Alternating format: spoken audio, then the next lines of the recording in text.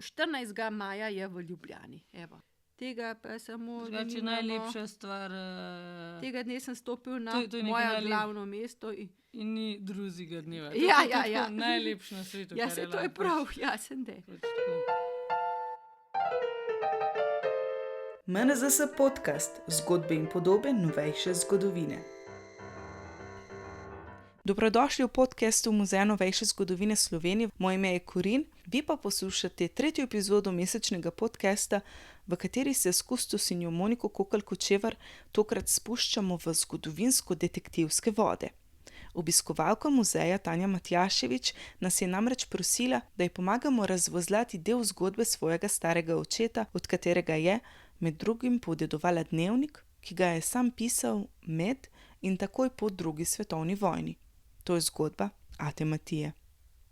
V bistvu, kar sem jaz dobila, je dnevnik svojega dedka, Matija Klinarja, ki je v bistvu služil, bil poklican na nemško vojsko pri 19 letih, če dobro razumem.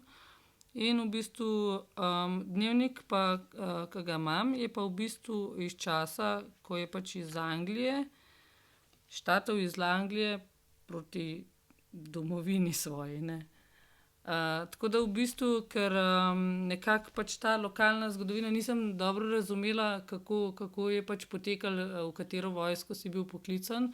Imam pa tudi vojno to knjižico in nekaj slik, ampak v bistvu mi pa ni jasna cela zgodba, kako je ta moj dedek prišel z Jesenic, z ene vasi na Jesenicah, kjer je v bistvu zaključil, 4 razrede osnovne šole in so ga vpoklicali v vojsko, ker je bil toliko star, in kako je prišel do Anglije in kako je prišel iz Anglije nazaj domov, ker je prišel nazaj domov. Kot se dogaja v mnogih družinah, so bili dogodki in težke izkušnje iz tega obdobja pogosto zamolčani. Njihovi odmevi so daljnosežni in jih zaznavajo tudi naslednje generacije, poudarja Tanja. Na tem mestu pa lahko zgodovinarji zapolnijo nekatere vrzeli, zato smo za pomoč zaprosili kustosinjo MNZS-ja Moniko Kokalj-Kočevar. Ja, to je moja posebna tema. Iz te teme prisilne mobilizacije v nemško vojsko sem tudi doktorirala, ukvarjam se več kot 15 let. In takoj, ko sem slišala, da ima neke predmete, da ima neke fotografije, sem malce zastrigla z ušesi. In zdaj pravzaprav vidim, kaj ima in kaj jaz pravzaprav iz tega lahko potem sklepam. Se pravi, obstaja dnevnik, kar je zelo zanimivo. Dnevnikov, ki so jih pisali med drugo svetovno vojno, je zelo malo ohranjenih, posebej takih iz prisilne mobilizacije, se pravi prisilne mobilizacije v nemško vojsko. Potem ima tudi povojno vojaško knjižico in pa nekaj fotografij. Se pravi, tiste prve fotografije v tej paradni uniformi RAD, se pravi nemške državne delovne službe, sta 2. Če bi pravzaprav te fotografije malce povečali in pogledali, bi pravzaprav lahko ugotovili, v kateri enoti je RAD bil oziroma kje je bil. Okay. Ker vsak ta poklicanec v nemško vojsko oziroma tukaj najprej RAD je imel takole na rami znak in gor je bilo tudi z rimskimi številkami napisana enota in po tistem lahko ugotovimo, kje je bil. Potem je pa še ena fotografija, ki je ravno tako v paradni, v boljši obleki, fotografiran pa v nemški vojski. Tako da iz tega ven, pravzaprav jaz lahko, kar se mene tiče, izpeljem eno zgodbo, da je bil vaš dedek prisilno mobiliziran v nemško vojsko in ker je Gorenc, je bil mobiliziran in ker je letnik 1923, je bil mobiliziran med prvimi. Na Gorenjskem so začeli mobilizirati v nemško vojsko januarja 1943, se pravi, on je bil v prvi skupini in od 8. januarja 1943 so po skupinah vozili generacije Gorenjcev in sicer od letnikov 1916 do 1926. Najprej so vpoklicali letnike 1923-24. Ta generacija je bila najmočnejša, a ne, ker jih je bilo tudi najštevilčnejša. Potem so poklicali letnik 20, 22, avgusta pa so poklicali letnik 26. Mi lahko malo še mogoče poveste, kaj se je zgodovinsko takrat dogajalo pravzaprav na tem ozemlju Jesenic? No? Jesenice spadajo pravzaprav se pravi ta Oberkraj, se pravi v Gorenjsko, zgornji del, to je civilna uprava in pravzaprav znotraj Gorenjske so 3 okrožja, 3 podeželska okrožja in Jesenice spadajo pod okrožje Radovljica in pravzaprav znotraj sistem je zelo razdelan.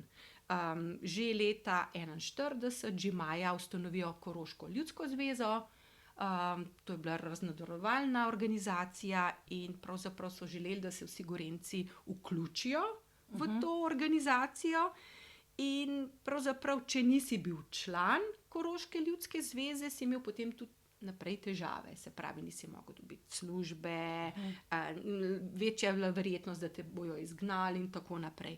Jesenice so bile industrijsko mesto, ne?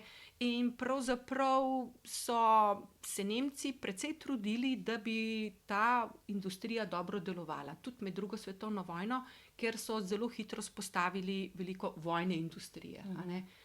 Vaš oče je delal, oziroma dedek je delal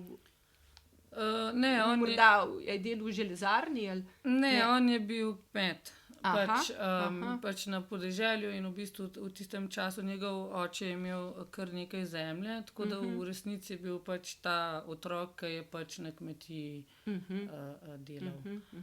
Zdaj, glede zaposlitve, to bi mogla v resnici vprašati, ampak nisem prepričana, no, to moram v bistvu še vprašati. In potem že z letom 1941, ko je bila ustanovljena Koroška ljudska zveza, so pri tej Koroški ljudski zvezi ustanavljali tudi take poloborožene formacije Wehrmannschafta, ne. Tukaj so morali pravzaprav se vključevati spet vsi moški člani. Dr. Monika Kokelj-Kočevar poudarja, da na Gorenjskem Wehrmannschaft ni bil tako aktiven, kot je bil denimo na Štajerskem. Na Štajerskem so prav ustanovili oborožene enote, ki so sodelovale z nemškimi enotami, tudi potem v boju proti partizanskim enotam.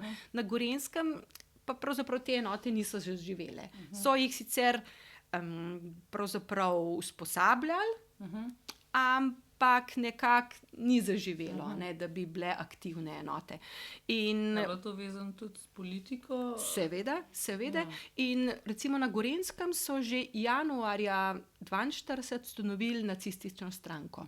Na Štajerskem je niso, ne, ker je bila tam Štajerska domovinska zveza še toliko bolj močna. Na Gorenjskem je pa pravzaprav vse tiste naloge raznarodovanja, v bistvu vsega ponemčevanja prevzela potem ta nacistična organizacija, Koroška ljudska zveza, pa ni več toliko delovala. Ampak je vključila vse ljudi. Vključila je, se pravi, moške v te povojaške organizacije, Wehrmannschaft, ženske so bile v različnih društvih, otroci so bili, a ne, v različnih, potem so bile neke socialne ustanove, tako da pravzaprav so vsi nekje delovali. Hkrati je ta nemška država tudi skrbela, da so bili vsi zaposleni. Delovni urad je pravzaprav vse poslal na delo. Če niso dobili službe doma, so jih poslali pa na Koroško ali pa še kam dlje v Tretji rajh. Glede službe moram še malo raziskati, kaj se dejansko v tem momentu, kaj je v bistvu. Potem je pa seveda prišlo pa v letu 1942 do enega momenta, takrat seveda proti poletju so ofenzive, a ne, nemške proti partizanskim enotam, se pravi ofenziva Enzian in ostale. In pravzaprav šele potem na jesen, ko se ofenzive končajo, pa vodja civilne uprave Friedrich Rainer podeli Gorenjcem državljanstvo na preklic. To je pomenilo Aha. za 10 let. A ne. Aha. In če v tem času ne prekličejo, dobijo državljanstvo za nedoločen čas. A ne. Aha. In to je bilo pa potem nekako tisti moment, ki je tudi po nemških zakonih veljal, da si ti nekoga lahko vpoklical v nemško vojsko. Se pravi, moral si biti državljan. Ja. In to je potem potegnilo, da te najprej pokličejo v državno delovno službo za pol leta, kjer se ti učiš rokovati, sicer ne z orožjem, ampak podobne gibe z lopato vse. Kasneje so delali tudi v različnih, pomagali so recimo, ko so bila mesta bombardirana, so pomagali odkopavati ruševine, ljudem so recimo pri pobiranju hmelja pomagali na poljih in tako naprej. In po pol leta so te potem pa poslali v nemško vojsko, v zaledne enote, kjer so te pa zdaj usposobili, tudi z orožjem, in potem so te počasi poslali na fronto. A ne. In pri vašem dedku je najbrž bilo zelo podobno. A ne. Ne vemo zdaj sicer še, smo že prej ugotavljali, da ne vemo, kam so ga poslali, Ja, v ja. državno delovno službo. Ampak sigurno šel je v tem prvem sklopu, se pravi nekje 8. januarja 1943. Imamo tudi spomine, ko pripovedujejo, šli smo iz Kranja 8. januarja, ravno ti letniki 23-24, in smo šli prek Jesenic, kjer smo se ustavili, kjer se je naš vlak ustavil in smo pobrali Jeseničane. In na tem mestu se seveda poraja vprašanje, kam so jih pa odpeljali, ali je bilo destinacij več? To jih je bilo pa zelo veliko. A ne. To si šel lahko na, jaz kar gledam, več kot 50 destinacij. To si šel ali po, se pravi, po nekako po tem avstrijskem delu po večini, a ne, te lahko odpeljali kamorkoli. A ne. Odvisen pač časovno, kam si padel. Recimo imamo od različnih Saalfetnov, Jennersdorf, različni kraji, potem kraji tudi pri Dunaju, tudi na Tirolskem. Tako da to bomo na podlagi, če bomo uspeli pogledati na fotografiji, bomo lahko potem določili tudi, v kateri RAD enoti. In se pravi, nekako po pol leta so jih potem pošiljali v zaledne enote. Tudi to zaenkrat, če nimamo stalih podatkov, težko ugotavljamo, a ne. Ker pri nas v Sloveniji je zelo malo ohranjenega arhiva. Ne. Pravzaprav nekaj arhiva žandarmerije, ki nekako popisuje tudi ta čas mobilizacije oziroma vpoklica, potem neki pri občinah, medvojnih občinah, drugače pa najboljši arhiv za vse te podatke je v Berlinu, Deutsche Dienststelle, in tam so pravzaprav zbrani podatki za več kot 11 milijonov nemških vojakov. A ne. In vi ste tam bila?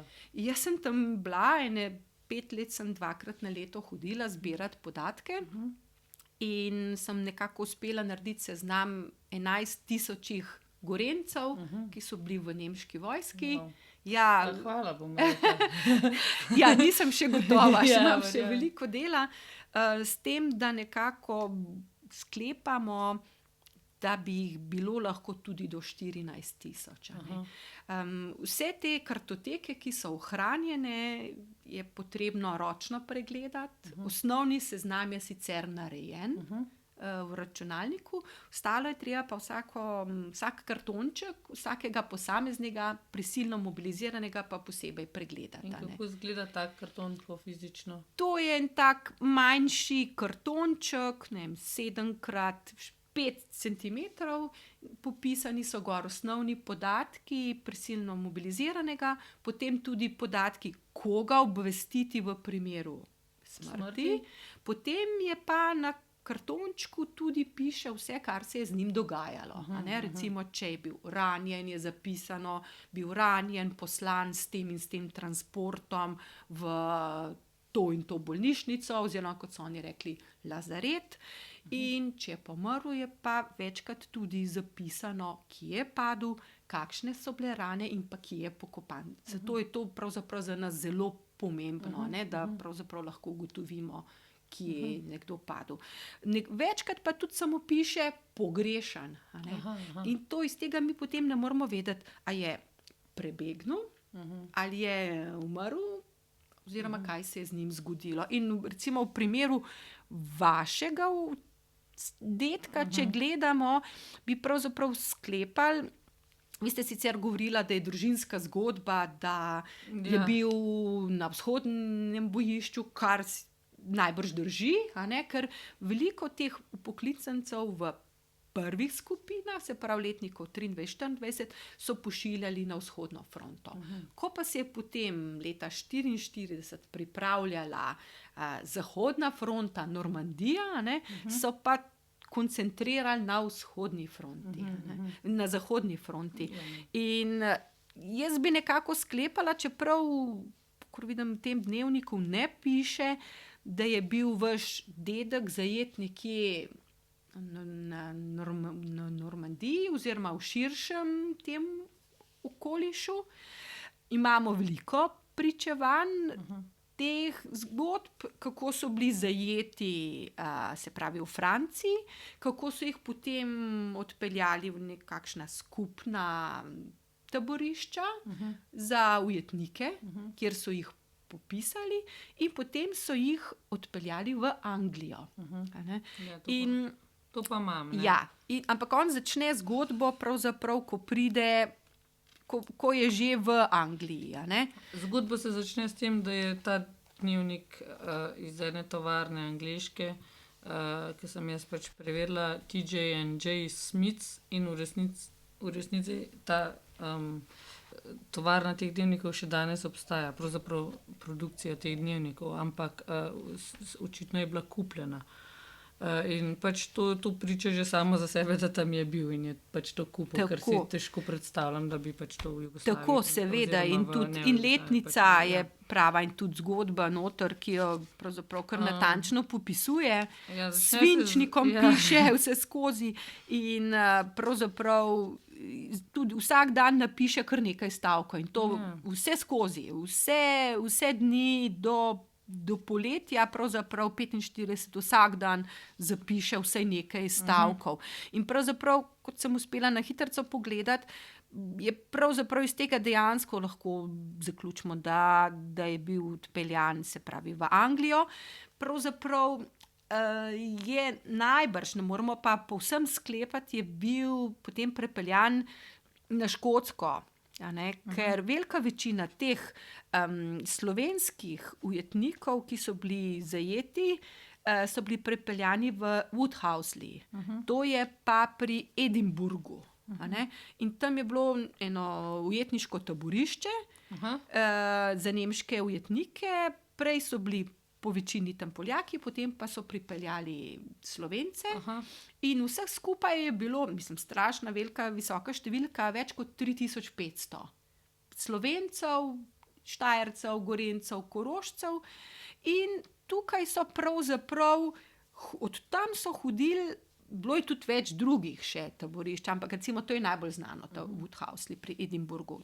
Kustosinja Monika Kokalj-Kočevar je še povedala, da so vojne ujetnike že v tem času iz Škotske, torej iz Woodhousley, taborišča za vojne ujetnike, peljali v angleški Liverpool, od koder so po morski poti pripluli v italijansko Gravino. Tam je bila v bistvu ustanovljena 5. prekomorska. Zdaj, zgodba tista angleška je pa taka, da so kar nekaj mesecev bili v Angliji. V bistvu oni so bili najbrž tam nekje julija, avgusta prepeljani v Anglijo in potem v ta prisoner of war campe in od tam so potem hodili delati k bližnjim kmetom, kar nekaj časa. Potem je bila pa situacija taka, da so prihajali v samo taborišče predstavniki različnih vojsk. Prišli so predstavniki kraljeve vojske, pa so jih nekako snubili, pridružite se nam.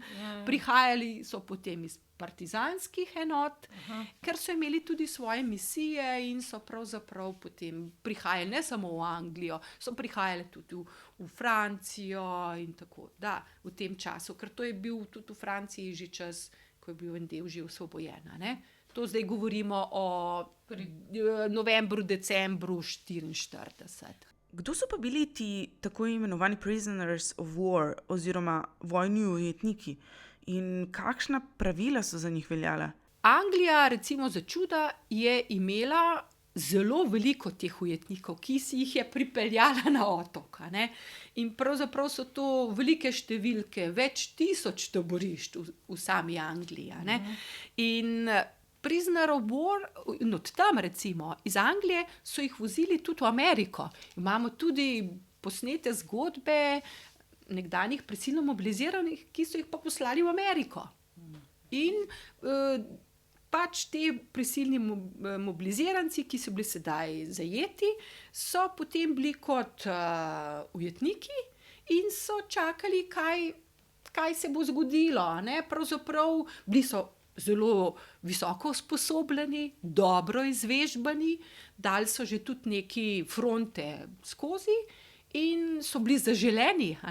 Tudi recimo Slovenci, tisti, ki so prebegnili iz nemške vojske, recimo v partizanske enote, so bili zelo zaželeni v partizanskih enotah, čeprav so jih malce še vseeno malo za rezervo v začetku imeli, zato ker so znali streljati, ker so prinesli večkrat orožje. Vi pravite, da je vaš star dedek, da je bil na sliki še z orožjem. Ja, ko so šli na dopust, ker pač v nemški vojski si, preden si šel na fronto, si dobil nekaj tednov dopusta in takrat si šel ti domov v popolni bojni opremi z vsem, tudi z orožjem. In veliko, več tisoč recimo Gorencev je prebegnilo potem k partizanom. Ja, tukaj sem prebrala v tej knjigi Prekomorci, da ko so ugotovili, da se z dopusta ne vračajo, Ja. jih niso več puščali. Ja, ko so nemške oblasti ugotovile, da se velika večina, oziroma kar tiste, ki so jih spustili domov na dopust, ne vračajo domov, ne vračajo nazaj v enote, so prepovedali odhajanje na dopust domov. Tako so lahko prihajali le do Koroške, ampak to jih ni nekako omejilo. Ravno tako so hodili domov, ravno tako so prebegnili v partizane, kasneje tudi recimo v Gorenjsko domobranstvo, ko se je ustanovilo, ampak velika večina jih je odšla v partizane.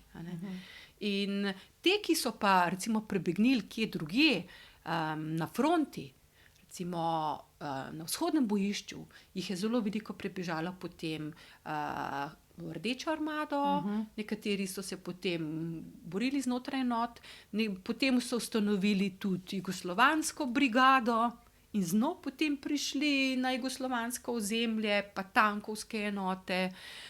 Na zahodu so se pa, veliko se jih je recimo priključili tudi francoskim partizanom, češkim, tako da so bili Slovenci, ali pa recimo, če govorimo o Gorencih, bolj zelo različnih odporniških gibanjih po celotni Evropi. In A iz Anglije pa, kako pa je, mislim, ko so bili tam v teh taboriščih pravzaprav, kakšna je bila, mislim, kakšen status so oni imeli, status zapornika? Tako, prisoner of war, to v bistvu je boljši status, kot če si brez statusa. In na podlagi tega obstaja cel kup, recimo iz leta 1929 obstaja cela, recimo en taka dolga deklaracija oziroma zakoni, ki so ga podpisale države že pred drugo svetovno vojno, kako moraš ti ravnati z vojnimi ujetniki. Kaj smejo in kaj ne smejo. Koliko lahko delajo, tako, da jih mora obiskati Rdeči križ. Ker recimo te, ki so bili v Angliji, so potem lahko tudi pisali domov. Recimo, in so prek Rdečega križa sporočali domov, da so živi. Recimo. A oni, ki so delali, če ste rekli, da so v bližini delali, so pa dobili nekaj, ne vem, ali so dobili plačan, ali so dobili kakšne dodatne, pač ne vem, bonitete. Različno. Večkrat so se sej dobro najedli. Pa menda, da Slovenci so imeli kar zelo radi, zato ker so bili dobri delavci. Dobri delavci so bili pa zato, ker so bili večinoma s kmetov in so bili navajeni delati. In Tako da so bili zelo zaželeni delavci. In pravzaprav nekaj jih je tudi ostalo gor v Angliji. A ne? Nekaj Gorencev, če govorim bolj ozko, ali pa Slovencev, se je poročil z angleškimi dekleti in ostalo gor. Nekaj se jih je tako tudi kasneje odločili, da so ostali gor. Velika večina pa, kot sem rekla, je pa s temi transporti, se pravi pred koncem leta 1944 oziroma začetku leta 1945 prišlo v Gravino. Tam so ustanovili 5. prekomorsko in potem počasi šli proti Splitu, z ladjami v Split in iz Splita potem Biograd na Moru, kot mi dve sva že prebrali tudi v Dnevniku, in potem proti Sloveniji kot 5. prekomorska. In najhujši spopadi so bili potem pri Gospiču, kjer so se spopadali z ustaši. Več kot 100 Slovencev je padlo. In tukaj pravzaprav obstaja tudi ena taka žalostna zgodba, da pravzaprav točnega števila teh, ki so tam umrli, ne vemo, niti nimajo več obeležja, iz katerega bi bilo razvidno, da so tukaj padli slovenski partizani, pravzaprav 5. prekomorske. A ne. In pravzaprav je potem 5. prekomorska prišla v Slovenijo 17. aprila 1945, se pravi ravno pred koncem vojne. A ne? In so jo pa potem zelo hitro razformirali. In vsi, s katerimi sem se pogovarjala, so bili strašno razočarani, da tako enoto, ki je bila pravzaprav dobro oblečena, ker Angleži so poskrbeli, da so prišli v Italijo, se pravi Gravino in potem v Split, dobro opremljeni, z lepimi uniformi, 2 uniformama, z orožjem, z vsem, da tako enoto usposobljeno, da razformirajo. So jih potem razporedili po različnih enotah in tako se je nekako končala tudi zgodba teh prisilno mobilizirancev. Se pravi, te enote, pravzaprav 5. prekomorska je bila sestavljena večinoma iz nekdanjih nemških vojakov. A ne? Vaš dedek je imel pa malce drugačno usodo, a ne? Pravite, je bil pa ranjen. Ja, vmes je bil ranjen in potem je šel v bolnico Biograd na Moru. Tukaj in očitno pač očitno je pol ne šel nazaj. Ja, nekako beremo tukaj, da 9. maja, ko je bilo konec vojne, je on še vedno nekje na poti proti domu iz Biograda. Je potem, kot beremo, je bil tudi v Dubrovniku enkrat vmes, vem, da 9. maja je pravzaprav gremo proti Sloveniji. Ja, drugega pa ni nič novega. Tako, in potem piše, kako so šli proti Splitu in potem pride pravzaprav do Ljubljane, oziroma v Slovenijo pride prek. Ja, tukaj, ne. Ta dan smo potovali iz Bakra ven in sedaj popoldan smo se pa odpeljali v Ljubljano. 13. maj. Ja. Pol 14. ta dan sem se vozil celo noč in 14. je stopil v Ljubljano. Ja, v Ljubljani, to je potem recimo tudi en tak del zanimive zgodbe. Vsak, ki je prišel nazaj v Slovenijo, je moral potem čez repatriacijsko bazo. V tej bazi so jih popisali in so dobili tako imenovano objavo. A ne? To je v bistvu bila začasna osebna izkaznica in s to izkaznico so potem lahko potovali proti domu. A ne? Zato on pravi, da tukaj sem ležal, se pravi, on je potem nekje v tej bazi, najbrž v Baragovem domu v Ljubljani je čakal, da je dobil dokumente in potem je šel pa na Jesenice. Rekel je, tega nisem stopil na svoje glavno mesto in ni drugega dneva. SFSN. Smrt fašizmu, svoboda narodu. To je bilo zadnje. To je res, mislim, tale dnevnik je zelo zanimiv, ne, ker Tudi zelo malo dnevnikov je obstajalo, pravzaprav veliko se jih ni niti upalo prej pisati dnevnik, in ravno zaradi tega ko so recimo prehajali nemški ujetniki, se pravi v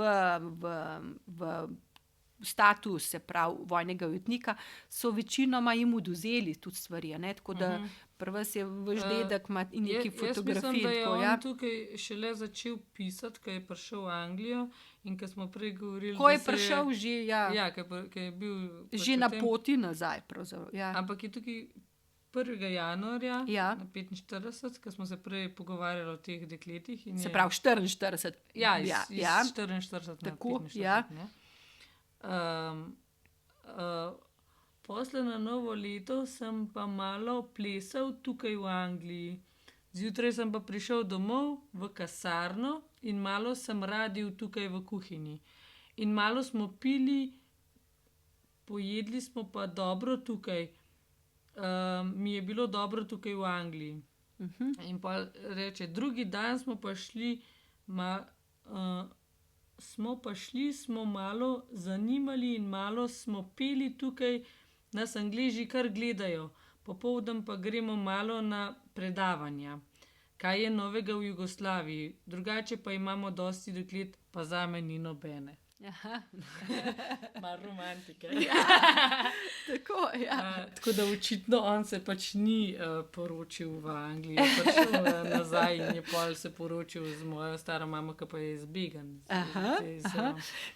Ampak ko je prišel domov, je moral iti potem še na tako imenovano dosluženje, še dodatno je mogel še potem v jugoslovansko vojsko in v vojaško knjižico so vsem tistim, ki so bili v nemški vojski, tudi zapisali to.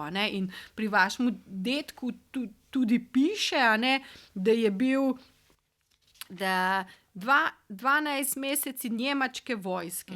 To pešadija čin borac. Tako da to so potem vedno zapisali še v te knjižice, da je služil nemško vojsko. Kakšen je pa bil odnos do prisilno mobiliziranih vojakov, ki so služili v nemški vojski? Kaj se je zgodilo, ko so se vrnili domov? Ali so bili na kakšen način za to zaznamovani ali stigmatizirani? Velika večina, Velika večina je imela težave. Ko so prišli, so jih recimo... Pa se tukaj piše 5. prekomorska. Tako, 5. prekomorska, 1. brigada. 3. divizija Knoja. Tako, to pa kasneje. Tako da 5. prekomorske, sicer arhivskega gradiva je zelo malo. Jaz sem to pregledovala v Arhivu Republike Slovenije, tako da kakšnih seznamov in tega pravzaprav ni. In pravzaprav tudi tale knjiga o 5. prekomorski je napisana bolj po spominu, ne toliko po arhivskem gradivu. Tako da nas še veliko dela čaka, da poiščemo še arhive, da poiščemo še tiste arhive v Angliji, kako so pravzaprav živeli v taborišču, kako je potekal ta transport, ker pravzaprav to zdaj vse gradimo bolj na spominskih pričevanjih. Zdaj pa jih je vedno manj, ker so že ta generacija. Tako, ta generacija odhaja, se pa vendarle spominja, ko so prišli, da so jih še dolgo časa imenovali ti švaba, švabski vojak, švabski, zelo negativno. In v najslabšem položaju so bili pa tisti, ki so prišli domov kot invalidi. Ker če gledamo, kar nekaj jih je bilo ranjenih, velika večina od različnih delcev, granat, to je bilo najbolj pogosto. Veliko jih je prišlo domov tudi brez noge, brez roke. In te pravzaprav pri nas niso mogli uveljavljati statusa invalida.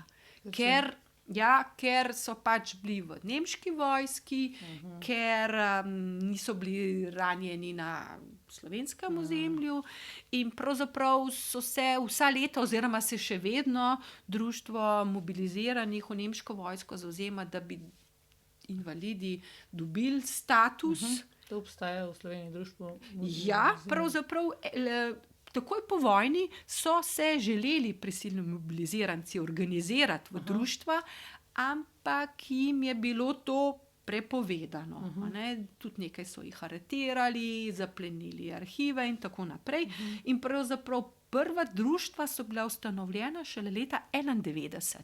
Bilo je društvo v Kranju, društvo mobiliziranih, potem v Celju, potem je bilo posebej društvo prisilno mobiliziranih invalidov in ta so se potem združila leta 1995 pa v Zvezo društev. Leta 1995 jim je bil priznan status žrtev vojnega nasilja in pravzaprav nekako pravico do neke manjše rente, kakorkoli, vsak mesec, pa so potem dobili še leta 2010. Ampak to v bistvu nek vojak v bistvu ni niti... Ja, v bistvu zato oni tudi pravijo posili vojak. Zakaj posili vojak? Ker pravzaprav po vseh zakonih, po vseh haaških zakonih, po vsem pravzaprav tisti, ki zavzame tvojo deželo, te ne sme vpoklicati v svojo vojsko. In pravzaprav so te mlade fante vpoklicali zato, ker so jim podelili državljanstvo in so morali. Ker ravno takrat, januarja 1943, je Rajner, se pravi vodja civilne uprave, tudi izdal en tak proglas, da tisti, ki se bo pa skušal ogniti temu poklicu, da pa njegova družina, da jo bojo jih poslali v taborišča, kar se je tudi dogajalo. In pravzaprav ravno to so vse skozi zagovarjali prisilni mobiliziranci, da so bili prisiljeni oditi in da niso imeli pravzaprav dosti izbire. Na Gorenjskem pravzaprav na začetku leta 1943 tudi partizanskih enot pravzaprav ni bilo močnih. Konec leta 1942 je bilo na Gorenjskem pač po podatkih malce več kot 200 partizanov. In tudi, kar beremo iz različnih partizanskih spominov, so mladi fantje spraševali recimo tudi kakšne partizane iz tistem času, kaj storita, grejo partizanom ali kamčijo, in so jim tudi svetovali, da naj grejo v nemško vojsko, naj se izurijo in pridejo partizane z orožjem. Potem, naj prebegnejo. Ampak ni pa mogel vsak prebegati, glede na situacije, kje te dobili. Tudi recimo, če so te ujeli, so te ubili. In imamo več primerov, recimo, da so bili Slovenci ujeti, ko so skušali pobegati, in so bili usmrčeni. Recimo, taki primeri so bili v Franciji, ko sta bila dva kolega skupaj potem usmrčena. Neki so jih potem pa tudi obglavili, in jih nekaj pokopanih v Gracu. Tako da tudi prebeg je bil zelo tvegano dejanje. Kako prebegati. In velikim se ni posrečal, mnogim se pa tudi je. Zame je bila v bistvu ta razstava, ki ste jo zdaj postavila, tudi fotoaparat. Fotoaparat in vojna.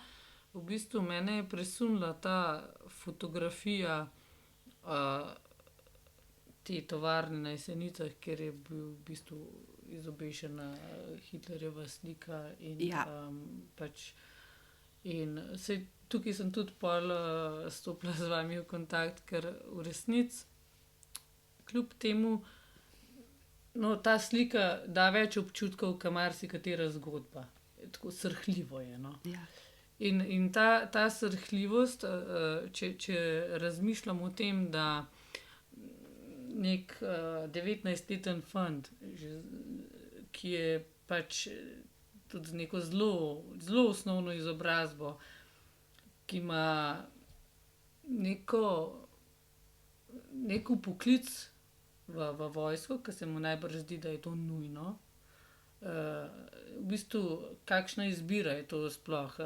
Ali je sploh kje bila izbira?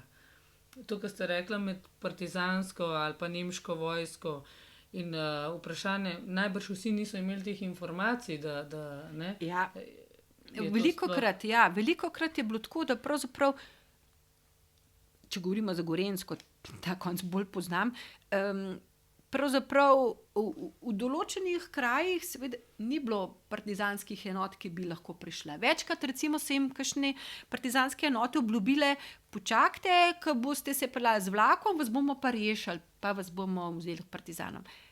Pa jih ni bilo. Ali pa pravzaprav niso mogli priti, ali pa niso našli zveze s partizani. Toliko momentov je bilo znotraj, da vsak ima en del tukaj svoje zgodbe. Ne? S tem, da, ko ste prej omenila, vse te kljukaste križe, Jesenice in vse, nemški okupator je imel zelo dober izdelan sistem, kako pravzaprav slovensko deželo čim prej ponemčiti. In ta del potujčevanja, ki ga gradiš na tem, da vsaki občini, vsaki vasi postavljaš že vse te organizacije, Koroške ljudske zveze, pa vseh možnih ženskih, otroških organizacij, to je zelo razdelan sistem. Sistematizacija v bistvu tudi skozi jezik. Tako, in pravzaprav tudi v poklic v nemško vojsko je del tega raznorodovanja, ko ti želiš čim prej, ker vse ti mladi fantje po večini se niso niti nemško govorili. Zato mislim, da je tudi, tukaj je bila tudi ena stiska, se mi zdi, ker če tako jaz razmišljam, ker tukaj piše, da moj dedek je imel 4 razrede osnovne šole, ampak ko jaz berem ta jezik, je kar lep, no. Moram reči, da je v resnici kar lep jezik, ampak je to samo edini jezik, ki ga zna. To, kar ste prej omenila, da je pa veliko pisal, je kot da je sam sebe ohranjal, no. Ja, poglejte, pisma, pisanje dnevnikov je bilo zelo pomembno. In a imate morda še kakšna pisma ohranjena? Je, da odkar je prišel iz vojske, ni želel niti podpisati se več. In je tudi moj oče pravil, da v bistvu tudi, ko je za šolo potreboval 2 podpis obeh staršev, se ni več podpisal. Nič. Ker ko so odhajali fantje v vojsko, je v bistvu edini stik z družino so ostala pisma. In tako da, ko pač pregledujemo, vidimo, da so pravzaprav fantje potem v vojski, že v RAD po vojski, skoraj vsak dan pisali kakšna pisma in jih pošiljali. In v njih pišejo, spominjite se me, pišite mi. In so oni skušali se na tak način dobiti, ohraniti en stik z družino in tak občutek varnosti, ene navidezne varnosti ohraniti.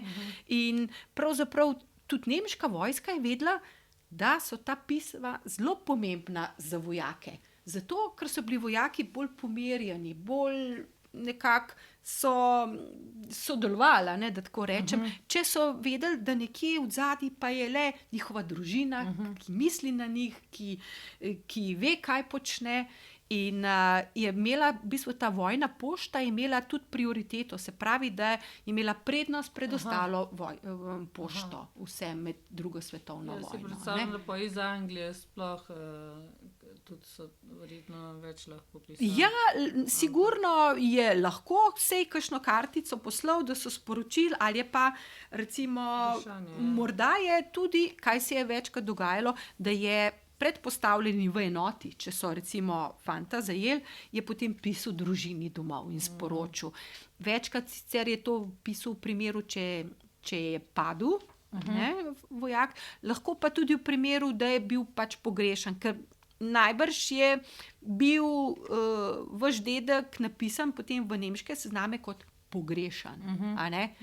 In je potem družina najbrž bila tudi obveščena, da je pogrešan.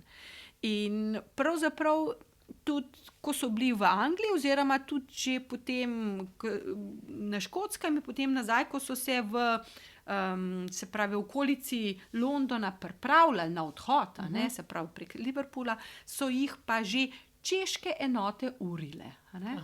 In to pravzaprav bi lahko tudi, imamo nekaj ohranjenih dokumentov, prav izkaznic, ki so jih dobili ti vojaki, da se pripravljajo na odhod in s temi štempilkami teh čeških poveljnikov. A ne. Tako da pravzaprav ta zgodba je strašno zanimiva. V enem zanimiva. momentu napiše, ko so šli, da so pač očitno so bili na fronti in niso bili uspešni. In potem so mogli še več vežbati in je prav tako napisal, da to pa ne bi bilo treba vežbati, ker vsi vemo, kako gre ta lumparija. Vojna je vojna.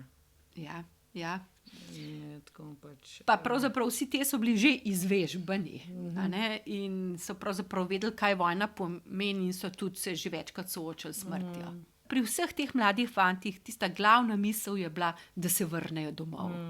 In zato seveda v vseh teh, kot slediva tamle, v bistvu je se skozi vračamo se domov, čeprav so pravzaprav še cel mesec je trajalo, preden so potem pravzaprav se odpravili, ne, proti domu. In pravzaprav morda bi vam tukaj svetovala še eno knjigo naše koroške rojakinje, ki je pravzaprav ravno tako skozi prebiranje pisem, potem spoznavala, se pravi skozi branje pisem svojega dedka, spoznavala svojega dedka bolj, ne, in mu je ona potem pisala. Tako da in dedek je tudi bil prisilno mobiliziran v nemško vojsko, Korošec, in potem vnukinja nekako vzpostavi tak dialog z njim. In je zelo zanimivo. Da sem jaz ta vnukinja v naši družini. Kako pa to, da se vi ukvarjate s to temo? Jaz sem pa pravzaprav že, tako kot sem rekla, 15 let se ukvarjam tudi s prisilno mobilizacijo, sem kustosinja za drugo svetovno vojno, to je zelo širok spekter tem, in se ukvarjam in z izgnanstvom, ukvarjam se s taboriščniki. Prisilna mobilizacija pa je pravzaprav nekako tudi bila vse skozi prisotna, že tam od začetka moje, ne bom rekla, pač mojih zaposlitev, ko sem bila v Gorenjskem muzeju v službi in je leta 1991, smo takrat postavljali razstavo Po sili vojak, ta prvo razstavo. In to je bilo v bistvu odpiranje ene široke, nove, nepoznane teme, ne, zamolčane na en način. In takrat smo pripravili razstavo, seveda je bilo zelo težko s predmeti, nihče ni hotel še nič dati od predmetov, nihče ni hotel govoriti. Ne. In smo težko zbrali predmete za razstavo, ampak razstava je bila neverjetno obiskana. V enem dnevu smo vse kataloge prodali. In tako, da smo jih potem morali še dodatno naročati, vse, ja, in takrat se je v bistvu začelo to zbiranje podatkov. Potem sem pa to temo malce zgubila. Ko pa sem prišla sem v Muzej novejše zgodovine Slovenije, pa sem se začela bolj ukvarjati z ustnimi viri. In takrat smo pravzaprav vsem veteranskim organizacijam dali neko pismo, v katerem smo jih spodbudili, da želimo snemati pogovore, da zbiramo zgodbe druge svetovne vojne. In najbolj številčno so se odzvali ravno iz društva mobiliziranih v nemško vojsko. In mi smo takrat posneli nekih 70 video pričevanj, 70 zgodb, in iz tega smo naredili tudi film, ki se je tudi večkrat vrtel na RTV Slovenija. In zdaj raziskujemo naprej. Trenutno je ravno to 5. prekomorska, me najbolj zanima, pa potem nas pravzaprav zanima, kje vse pa so grobovi Slovencev po Evropi. A ne?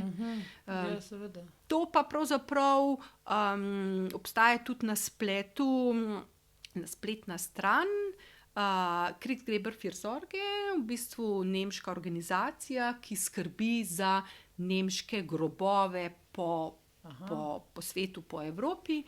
In na teh spletnih straneh lahko najdemo podatke tudi za Slovence. Ja, seveda še manjkajo, ampak zdaj nekako vse to dopolnjujemo. Tako da to je ta zgodba Klinar Matije. Hvala vam lepa, da ste jo delila z nami. Ja, hvala vam za vse.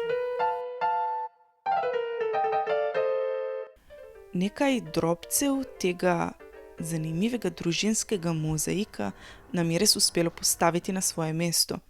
In s tem smo osvetlili tudi delček zgodovine slovenskega prostora. Če bi pa želeli tematiko še bolj poglobiti, pa vas vabimo, da kliknete na link v opisu in ali pridete na obisk v Muzej novejše zgodovine v ljubljanskem Tivoliju. Vrata Cekinovega gradu so na stežaj odprta od torka do nedelje od 10 do 18. Se torej vidimo v muzeju, slišimo pa se avgusta z novo epizodo MNZS podcasta.